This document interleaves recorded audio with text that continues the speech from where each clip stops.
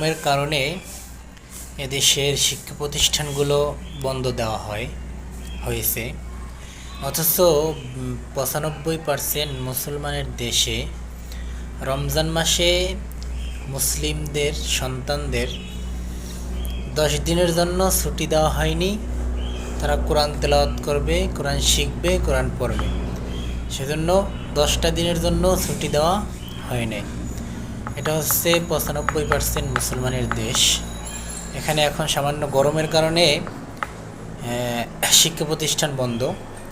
অথচ কিছুদিন আগে রমজান মাস গেছে, কিন্তু বন্ধ দেওয়া হয় নাই। বাচ্চারা কোরআন শিখবে, তেলাওয়াত করবে, সেজন্য বন্ধ দেওয়া হয় নাই।